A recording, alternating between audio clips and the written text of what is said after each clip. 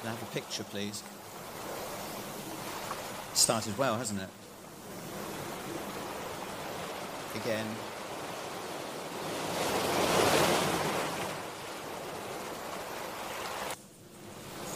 Can I have a picture, please?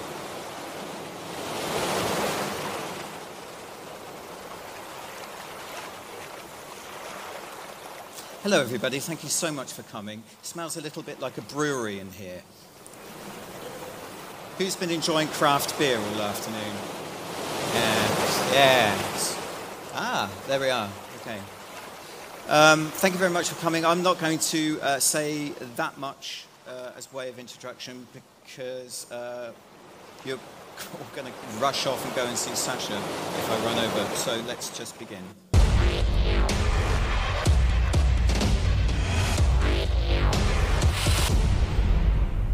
Close your eyes. Exterior shot, a forest. The darkness of the forest floor is shattered occasionally by the bright spots of moonlight that pierce the pine canopy above.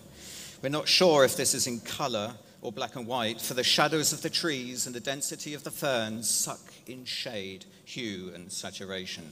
We see insects, nocturnal and busy, scatter across mossy logs, and the camera, once focused sharply on a magnificent stag beetle, pulls slowly back and sharpens its attention on the cabin behind. Internal shot, the cabin kitchen. The kitchen is clean and tidy. It's Bavarian. There's a lot of wood, old ceramic sink, a sturdy wooden table that has been scarred by the marks of 1 million meaty meals. A large clock ticks. There's a bottle of Schliers and 2 whiskey tumblers on the table. They're the only signs of human life, except, that is, for the painful moans coming from the living room. Somewhere we hear the static hiss of a television. External shot, the cabin. It's the kind of cabin you may have seen on Instagram, long before Instagram had been sanctioned. Looks pretty. Filtered by night, likable, shareable. It looks like something of influence. It looks like a place that influencers would go to because other influencers had been there. There's a silence to the scene. Parked outside the cabin is a Land Rover Series 2. The driver's door is open. The camera pans slowly back to the cabin and the window, a silhouette, a man. He's not moving. Internal shot, the cabin, living room. The living room looks comfortable enough. The walls are panelled and covered with the skulls of vermin, deer, and boar. The framed photograph of a bald man wearing glasses hides the stain on the wall. There's a crucifix. At the window stands a man in a black suit. He has his back to us. In the corner, a television hisses as the broken image of a bespectacled man comes in and out of signal. He's talking to an audience from a screen mounted on what appears to be a Segway. External shot, the lake below. We hover briefly over the mirrored surface of the lake. In the background, we can see the forest hills that will eventually become the Bavarian Alps. A fish jumps and breaks the surface, ripples the area a little, and the silence returns, then shattered by an almighty roar of a military helicopter. Internal shot, the cabin living room. We're staring into the bloodshot eyes of black suit man, the dark skin under his eyes revealing his tiredness. He's concentrating. Over his shoulder we see the hissing television and the bloodied body of a man moaning and lying on the floor in what appears to be a pool of his own blood. Internal shot, military helicopter. There's a whirl of activity inside the helicopter. 6 individuals clad in black. Silently they check their weaponry in the dim blue light. Machine guns, handguns, hatchets, Semtex, they mean business. The light inside of the helicopter suddenly changes from blue to red, and the 6 dark individuals cease all activity. Group speak. We are approaching your target. Individual Rachel levels are adequate. Post-curfew engagement authorized. ETA in 90 seconds. Be kind to father and to ghost, but both must die. Have a pleasant flight. The light changes back to blue and the 6 individuals prepare for enemy engagement. Then we go to the title sequence.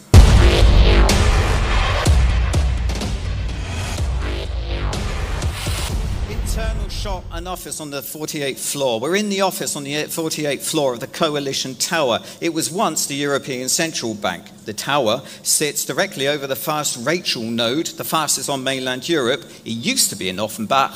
Rachel moved it. The walls around the room are filled with screens running adverts for various Rachel extensions, curfew announcements, and hot home offers.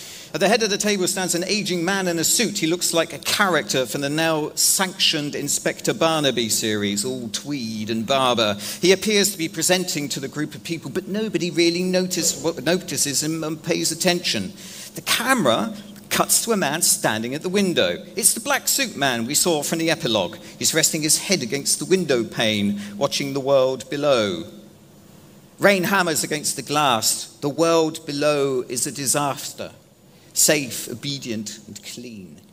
It's a police state, policed by an algorithm. The man at the window is me.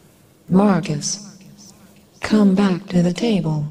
The world is good. Marcus, the man in the black suit, turns his head to check the reaction of the other people at the table. He still couldn't, even after all of this time, get used to the fact that only he could hear his version of Rachel, the chemical algorithm he created. Marcus, come back to the table. You need to stop Nigel. He's at minimum viable obedience. Marcus returns to the seat at the end of the table.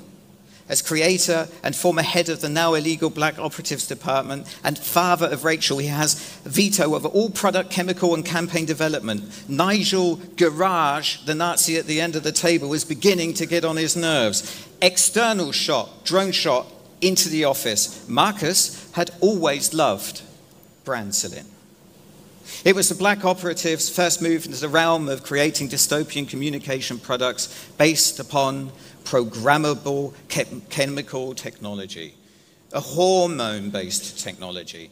Brancelin would make those who took it highly attracted to brand messages. Governments, cyber criminals, terrorists, and the espionage community had loved it. The Everyday Bond campaign for the NSA would have never worked without Brancelin. It had been stupidly effective and very, very profitable, but they had wanted too much. And Marcus had taken his eye off the ball. His resources had been booked onto the rollout of Rachel and the implementation of the Wasteland Act. To be honest, Brancelin had gone terribly wrong. The team had become very, very greedy and attempted to morph the original Brancelin recipe into something called influencin. A B2C compound, the results have been catastrophic, with millions of millennials hooked to non-sanctioned products. It was always also highly addictive. And those who took influencin suffered months afterwards. They were never really the same after they stopped taking it, unboxing things and gazing sillily into mirrors. That was just the common effect of taking influencin and influencin attraction. The room stiffens. There's an awareness in the room that Rachel is about to make a group speak. Nobody ever wants a group speak. Nigel Garage, you will now be silent. Silent. You will now not speak. This is group speak. You will listen to father. You will listen to me. We are coalition. I am coalition. I am Rachel. Real time. Algorithmic. Chemical hallucinogenic enhancement. Lady. Brancelin has been discontinued. Influencin disrupted and polluted by young grubby minds. You will now be removed. The screens around the room spark back into life. The people around the table shuffle uneasily in their seats. Nigel's Rachel removes him from the office, the mechanical voice in his head guiding him out of the room. External shot, the roof of the Coalition Tower, probably a helicopter. The Frankfurt skyline stretches before Nigel, a place he never really wanted to be. Poor, misguided Nigel, the very man who drafted the Wasteland Act and instigated the installation of the coalition of the right. Nigel's Rachel guides him to the edge. Laughing, Nigel removes himself. Internal shot, the office again. The camera pans back out and we see a full table with the large window side of the room. The woman now standing at the front is presenting forecast figures for the nocturnal prototype of Rachel. When the body of Garage crashes briefly against the window, his left eye popping and then plummets down to the ground below. Poor Nigel, he was only following purchase orders.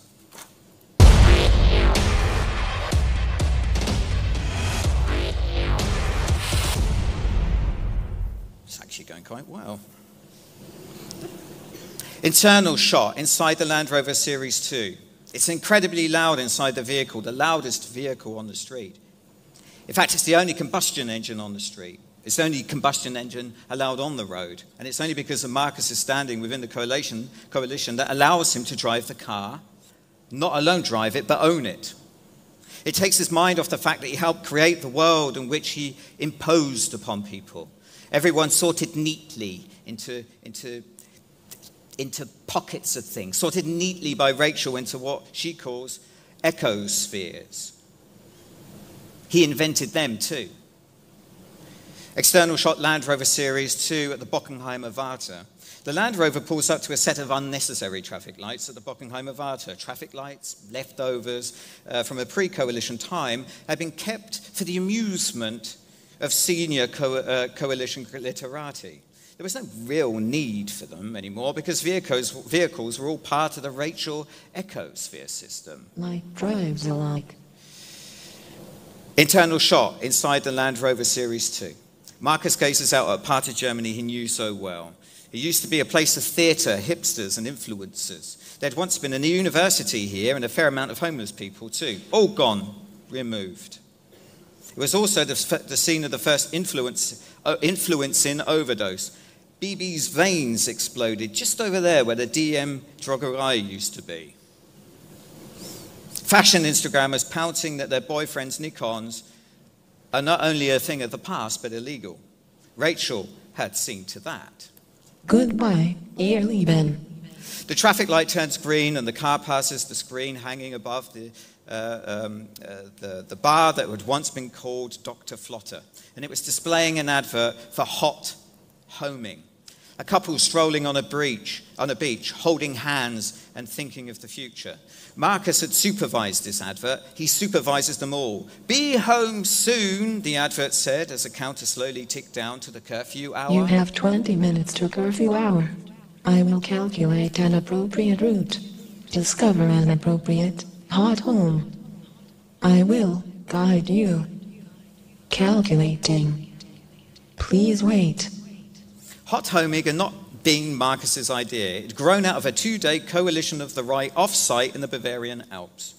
Hot homing is what happens when you deploy design thinking, neoliberalism, and, well, right-wing politics and mix it up with a chemical algorithm that's connected to 8.7 billion people. It was a workshop for a new positioning of the algo right. What they had come up with was shopping is freedom, ownership is sin. So Rachel banned owning and the world spiraled into an endless process of shopping for things that they would never actually own. Shifting gears, Marcus considered that the curfew served... No, I'm not going to do that. Shifting gears, Marcus considered that the curfew served both an emotional and practical function. Nobody owned a home, which meant that everybody had to rent a new house every evening. You could never stay in the same apartment twice. It was called hot homing, and you had to be in by 2000 hours. Anybody found outside past this would be removed.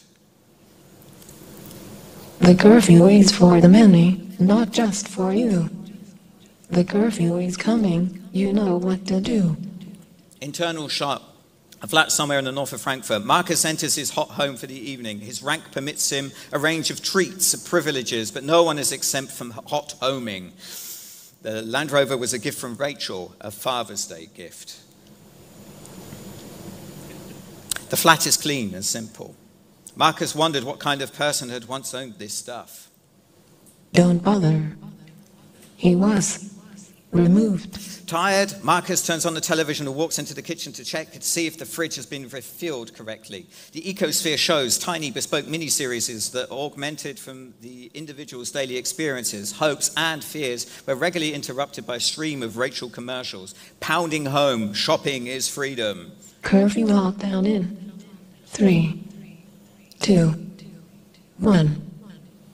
Lockdown. The locks on the doors and windows bolted shut. Throughout the house, across the city, country, and everywhere in the same time zone, lockdown. Everybody locked in, safe and sound. Sweet dreams are made of me. Internal shot, the bedroom. The camera hangs over Marcus as he lies in bed. Slowly but surely, he can feel the effects of today's Rachel dose fading away. He'd been the first person to test Brancelin and Rachel, his body consumed by all of the versions. There'd been some flaky code in the very first ones. Internal shot, bedroom, time unknown. Marcus sleeps, his body somewhere between coming down from Rachel and moving into Rachel cold turkey. Nobody sleeps well when they're coming off the network trip. I am Ghost Citizen. Marcus, this is Ghost Citizen. Black Operative, wake up. Marcus wakes up with a start, the camera on his face, he's cold and sweaty. What the hell was that? Jesus, the Rachel turkeys were becoming weirder. You have to check the latest hallucinogenic formula. Marcus, it's me, the everyday Bond, Stephen Winterstone. Ghost Citizen. Internal shot of the bathroom. In the mirror, Marcus washes his face with chilly water. The voice is in his head. It's impossible. There's only one voice in people's head, and that was Rachel. He personally seen to that. It couldn't possibly be Winterstone. Winterstone had gone missing years ago. Possibly Russia, maybe Nevada. They'd lost track of him after the Wasteland Act. He'd just disappeared, so they shut down the campaign and called him Ghost Citizen, but very few people actually knew him under that name. Marcus eventually chose a different name for his everyday Bond, a name that everybody at one point in time had known. That's right, Marcus. It's Edward. I can sense that you're wondering how this is happening. How I'm in your head even though you're not connected to the system. No, Marcus, this is not a dream, nor am I a hallucination. It's me, in your head, from Russia, with love, if you wish. Internal shot of the kitchen, the camera inside the fridge shot. Marcus opens the fridge, takes out a carton of milk and drinks it deeply as if it was some kind of antidote to something, the antidote to the noise in his head. As with Rachel, he would only have to think of the question and Citizen Ghost would reply, all in his head, mind-blowing. Hot homes. Shopping is freedom? Seriously, Marcus, the Black Operatives used to be a class operation. I must admit that would have admired the Edward Snowden campaign, had I not been Edward Snowden. Life has been slightly inconvenient lately. Marcus cast his mind back to the casting process. They'd been looking for a very specific kind of agent to play the part of Stephen Winterstone. The NSA hadn't liked the name, done some internal brainstorming, probably 6 hats, and come up with Edward Snowden. Stupid name. But the client is always king, so they went with it. Join us, Marcus. Join the removed. The Black Operatives are with me. In hiding. Those who wish to disconnect are with me. Marcus, I've hacked Brancelin, and I can defeat her.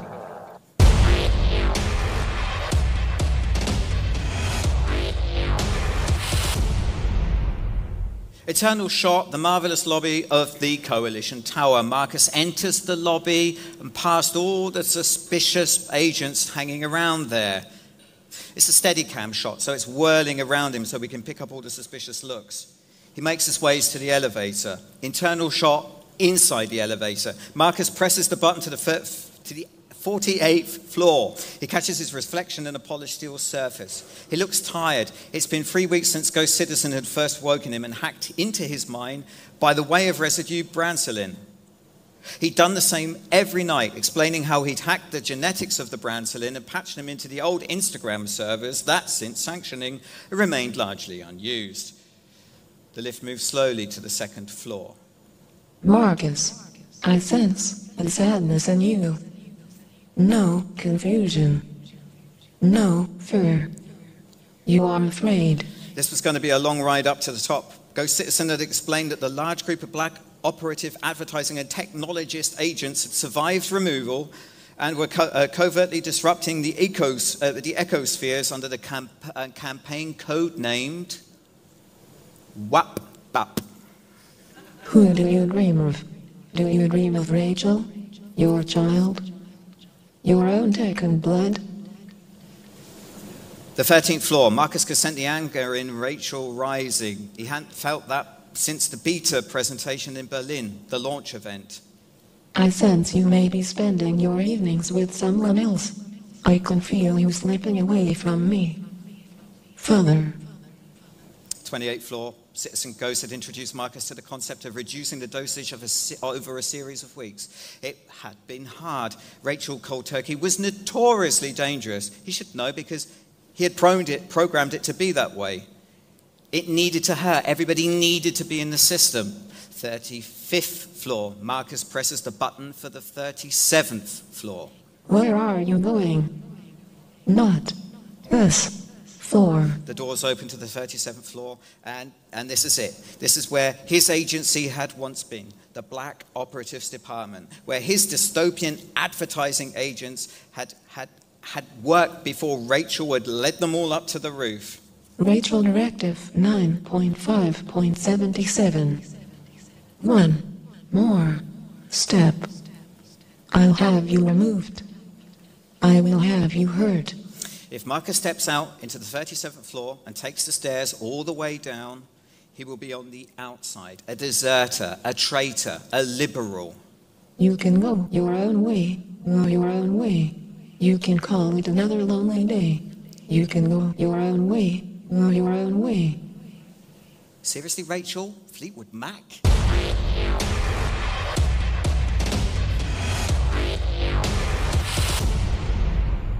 External aerial shot of the Land Rover Series 2. The camera, probably a drone, follows the Land Rover as it winds its way along the B307 up into the Bavarian Alps. Citizen Ghost, had suggested meeting up in the mountains in a cabin where Marcus had initially briefed the man, who would later go on to be the man that would go on to be the greatest 360 degrees covert communications campaign of all time, Edward Snowden. It's 2 days since Marcus left the Coalition HQ. He's sweating heavily. He checks his rearview mirror and randomly thinks of a song. Pearl Jam. His version of Rachel was a quiet echo, evil, vindictive, sad, disappointed, a shadow voice inside his head. Elsewhere, other versions of Rachel would be loud, violent, full of action. This would be a global speak moment, the treachery of father. They'd be pulling down his statues from Albuquerque to Zurich by now. You're nearly disconnected. You're nearly here. We've nearly made this. We can stop her. External shot of the cabin. The Land Rover appears out of the forest and parks in front of the cabin. It's dark now, so the headlights are on. Internal shot of the Land Rover. Marcus looks into his rearview mirror. Pearl Jam. He thinks about what happened in a little over 2 years. A simple program, an algorithm, code packed into a drug, sugar-free pill that was shipped in packs of 10 for $12.99. A drug that gave millions of people access to the national internet. Not a wearable, a chemable. Drug, software, control. I'm inside. Come inside. We are many. Come inside. Sweat pours off his face.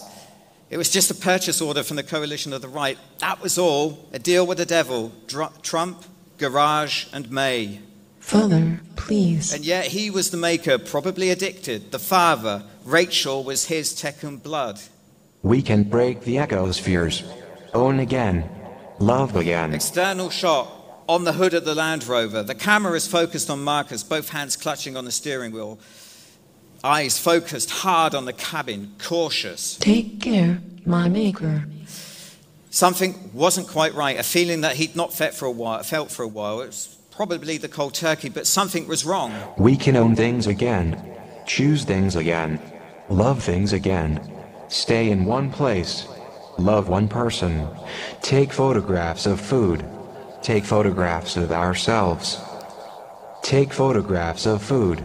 Take photographs of food. The sweat running down Marcus's face. The camera is up close now, focused on the drip of sweat. It felt like that time. This feels like Berlin. The time we first met. Don't listen to her. You knew me first. Remember the Cold War we kick-started? The tech we sold? Cottonmouth, Trinity, Deity Bounce, Candygram? Come inside, Marcus. Come inside. The first time we met. My creator. Look at the things we made together. The national internets. The closed borders. The control. The wasteland.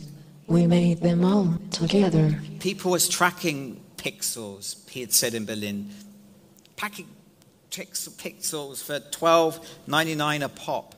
External shot in front of the cabin. The door of the Land Rover opens and Marcus stumbles out. He's wearing the black suit from 2 days before.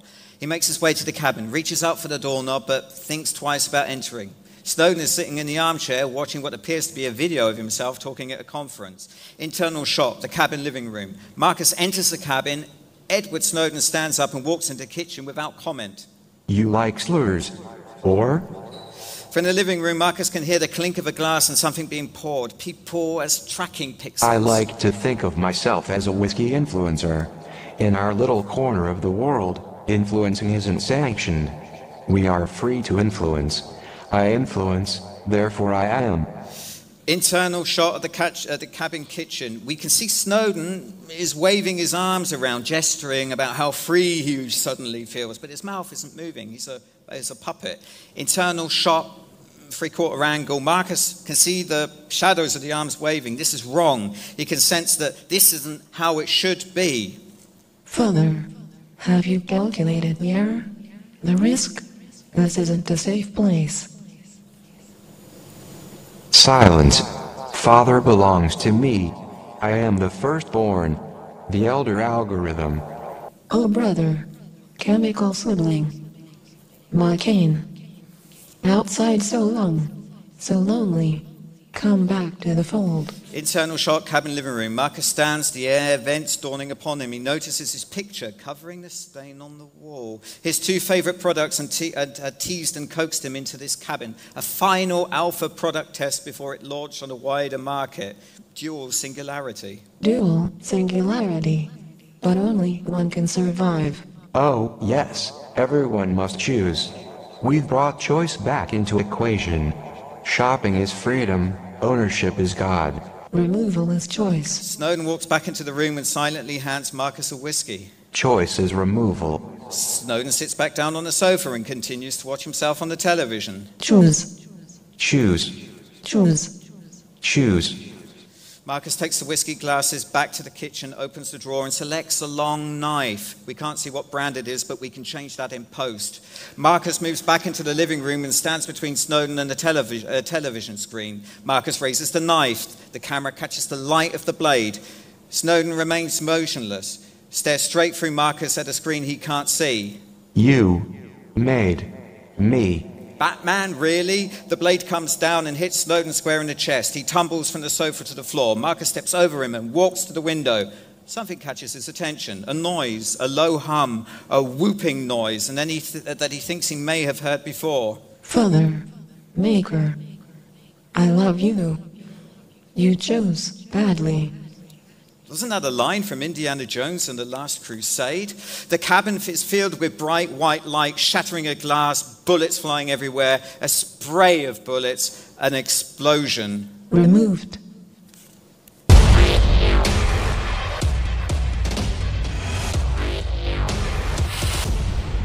The agents were sifting through Marcus's papers in his office, a jumble of handwritten notes, copies of Orwell, Huxley, J.G. Ballard, and Philip K. Dick, Margaret Atwood, and Laurie Penny too, vinyl records, Fleetwood Mac, 10cc, the Eurythmics, Frankie Goes to Hollywood, the ingredients of Rachel, collected into boxes. The world outside, an ordered hyper Munich, clean, safe, a hive of ecospheres. Opinions, ideas, feelings, and lies. All tucked up into bed by 8 o'clock. Algorithms as usual. The final shot, internal, the cellar of the Coalition Tower, the incinerator. A close-up on the boxes of the burning in the furnace. I like to see you. But then again, that doesn't mean you mean that much to me. So if I call you, don't make a fuss. Don't tell your friends about the two of us. I'm not in love, no, no. Algorithms don't cry. Thank you so much for coming. Thank you.